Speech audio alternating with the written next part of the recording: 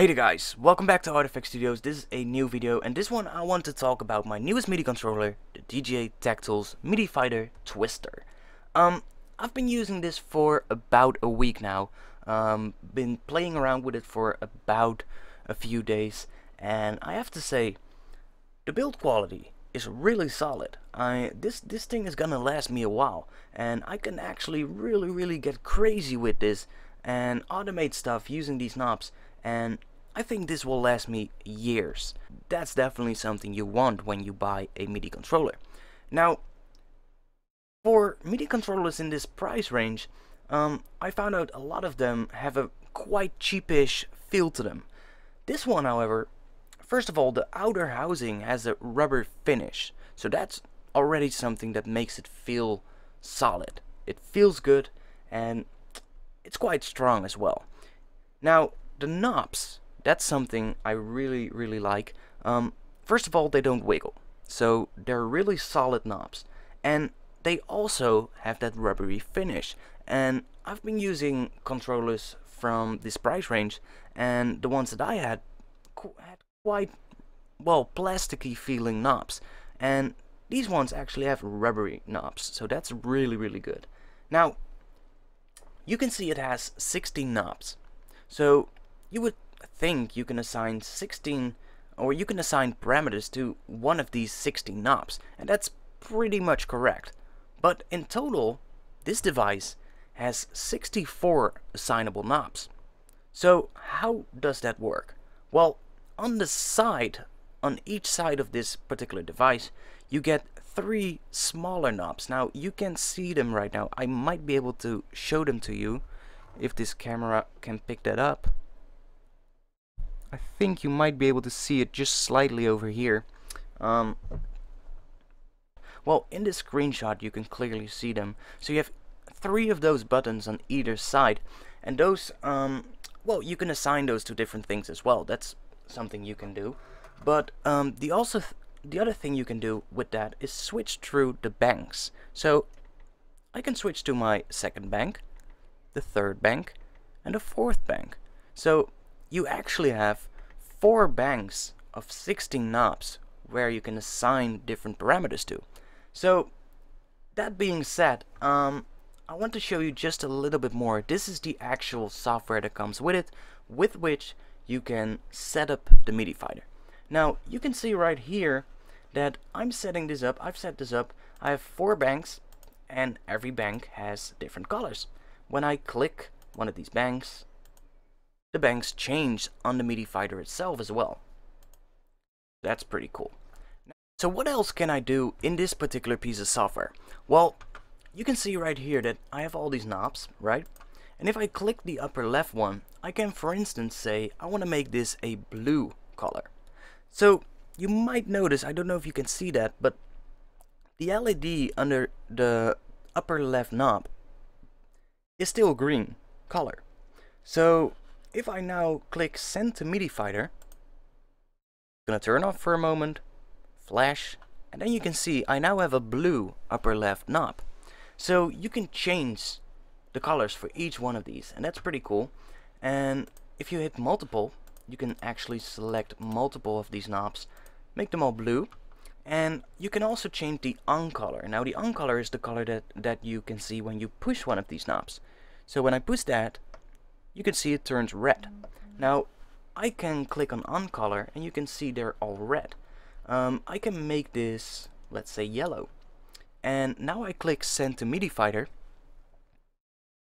and now you can see I actually have 4 blue knobs at the top, and when I click them, they turn yellow, or, well, maybe a little bit of an orange color. But you can see you can really if you work with racks inside Ableton, you know you can give them colors, right? So you can actually assign colors to one of these knobs, and you can use the same colors as you're using inside Ableton Live. So that makes it really visual, makes it really easy to see which knobs are controlling what.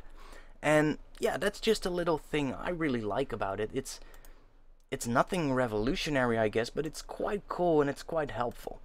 Now, inside here you can do a whole bunch of other stuff. I mean, I can, for instance, say I want this knob to, because right now, if I turn the upper left knob, and let me try and do that so that you can see it, it basically moves from 0 to 100%. Like that. It's now at 100%. I can do it at 50% like that. So it just moves from all the way down the left side to all the way down the right side, and that's okay, but sometimes you want to have a knob that has a both positive and a negative range, and you actually want the middle point of that knob to be at the center position. Now you can do that. Right here you can say, if I click the upper left knob, it says right here has detent, and that's actually when I click that. Let me click that and then send it to the MIDI fighter. And now you can see the upper left knob has a little dot above it.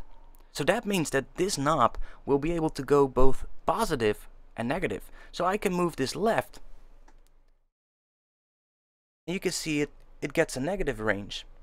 And I can move it right. And you can see it gets a positive range. So you can do quite cool things with that. It's really helpful. And you can do a whole bunch of other stuff in this. I mean, I haven't played around with it too much yet, so I can't really go too much into depth about what all of these settings are inside here.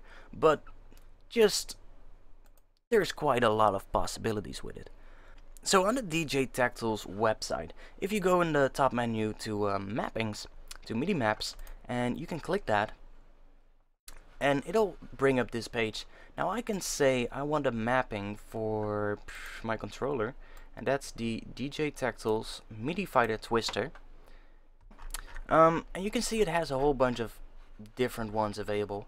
I can do unpopular, and I'm using this particular one, which is the MIDI Fighter Twister Ableton 9.6 script. And what this script will do is it will automatically assign parameters inside Ableton Live to the MIDI Fighter Twister without having to do anything. And I can show you that. So let's go into Ableton Live. Right here in Ableton Live, this script will assign parameters automatically to the 4th bank on the MIDI Fighter Twister. So I'm gonna move over to the 4th bank now, and I just turned off the LEDs on the top 8 knobs because it uses the bottom 8 knobs on the MIDI Fighter Twister on the 4th bank. So inside Ableton Live, I can, for instance, say open up operator, and now you can see these knobs are jumping to, well, different positions. If I now move, for instance, the top knob, I can see the filter frequency is moving inside operator. So this knob is controlling the filter frequency. Then this one, most likely, yes, is controlling the resonance. This one, that's actually controlling the chorus pitch on the first one, so I can change the pitch of that. And this one controls the fine tuning. So it'll just automatically assign knobs to it. Same for this one, that's the 2nd operator. It's the fine tune. It's the level. This is the main volume. So it just automatically assigns them to whatever it thinks is the best one to assign it to. Now this works for every device in Ableton Live. I can just select anything I'm using and it will automatically map knobs to that particular device. That's, well, semi-useful because you don't know which knobs it's gonna connect to. You have to find that out by twisting the knobs and seeing what happens. But there is a better way. If I get rid of this operator, and let's drag in an instrument rack.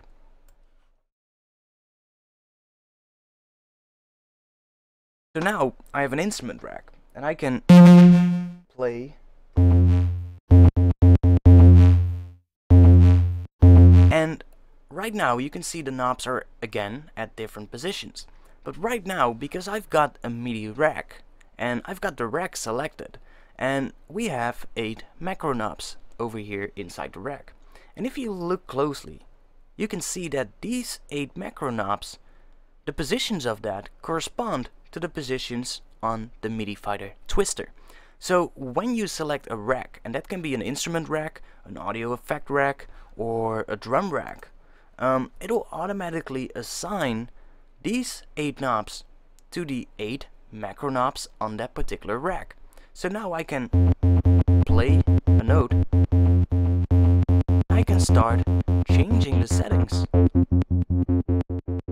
So that's quite helpful. And if I drag in a rack, for instance, let's just take one of these racks, I can select this one and just take a look at these knobs. Just keep your eye on these knobs. When I switch to the next rack, it'll automatically assign them to different knobs. So this just works.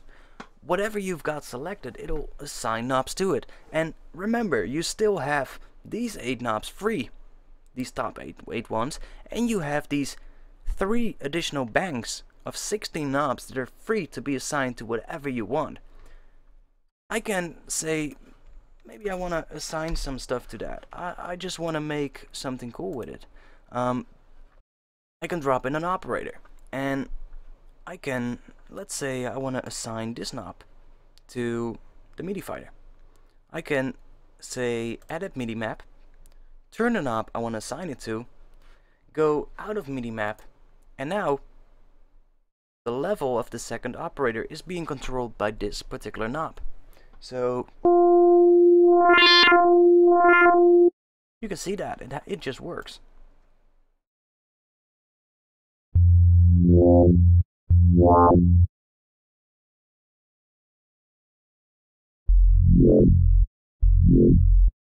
And maybe we want to assign this knob to it as well. Let's do that.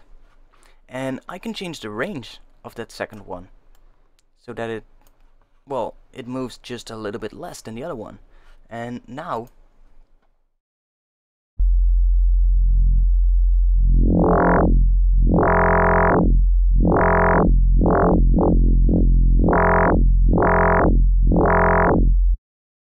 so you can see how you can really get creative with that.